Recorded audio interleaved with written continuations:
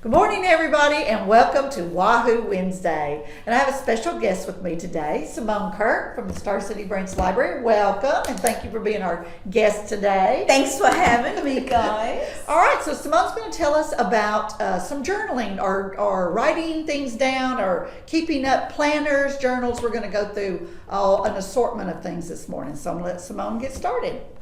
Good morning, everybody. This is a new year, guys, and of course, you may have goals, you may have some things you want to change about 2021. After finishing 2020, I think there need to be some changes, lots of positivity, and we are exploring some journaling today. Journaling has a lot of benefits. It can be a way to organize your thoughts. It can be a way to self-reflect. You can write down your goals, and by writing down alone, the process of actually handwriting connects your brain to these goals and helps you to achieve them. So it's also about accountability. Once you wrote something down, you know that saying, a goal without a plan is only a wish. That's right. So everybody keep that in mind when you consider journaling. Journaling is easy, guys. All you need is some pen and a notebook. I'm showing you guys something pretty here. I got that for Christmas. It is a blank journal that is dotted. It gives you a lot of opportunity to be creative. Maybe you want to have some sketches in there, and that's totally up to you, whatever you want to do. If you don't know how to start journaling, maybe some people have questions. Well, do I just sit there and write things down? That is also up to you. There are different types of journal. You could start a fitness tracker or goal journal. I have one of those here. It's a blank one, so you can start, you can actually write in the day, doesn't matter what year it is or what month it is, but it lets you keep out for workouts, what you've eaten, if you're trying to do a healthier you. This is a really good one to start a new year if you're trying to just be healthier, not necessarily lose weight, or maybe you want to increase your exercising. But it tells how many steps. It's a really good little planner here. So it's called Wake Up and Work Out. That was one of those. I like that. And that's a really good point, mentioning that there are already journals that are set up for you. So think planner just for a special purpose. But you can go with the blank version. We could also try, this is a guided option. If you are not the type that wants to sit down and just free write, maybe organize your thoughts that way, guided journals can help you with that. This is by Amy Chase, and it's called Present, Not Perfect. A journal for slowing down, letting go, and loving who you are. So this would be a self-reflection journal. And there are several options. Here's another one. I love her work because it's gorgeous. See the way this is made up? It gives you different options. It's almost like a little journaling task or like a challenge. That would be a really good one to get started with. Yes. So you learn the process. Yes. And journaling also tells you a lot about yourself. Maybe you are not aware of some things. Maybe you are doing things that upset you, make you feel unhealthy. So this is also a very good way of keeping anxiety in check. You know, we're talking about mental health a lot nowadays, especially since the pandemic hit. This is a way for people to keep track. How are you feeling? How are you doing? And you can do that at home. It's COVID safe. This is true. And then, Miss Judy, do you use a calendar or anything else to stay organized? I have to use I do a calendar. This is for my work at desk. And I do want this. This is a small version. I actually use a larger version, but shows the month at a glance. Shows me what I have coming up. I can see the whole week. I can see the whole month. But then it also breaks it down into daily, so I can write tasks that I've done. This is particularly helpful for me when I write my report to my board. I can go back and see the things that I've done, because I do forget sometimes. Oh yes, I did that. Replace sign here. So and talked about the free little libraries. So this is a good one for me for work.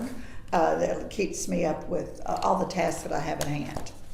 So I don't see how people stay organized without a calendar. So I also have one that I'm going to share with you guys. So it looks fancy and it needs to be fun. So please keep in mind, whatever you want to do, whatever method of organization you commit to, make it fun. You are more likely to stick with it if you are liking what you're doing. Yeah. So this is the classic size Happy Planner. The Happy Planner is the big brand. You can get that at Hobby Lobby. Use your 40% coupon. Yes. Or at Michael's. And it is organized like a calendar, and I have fun with it.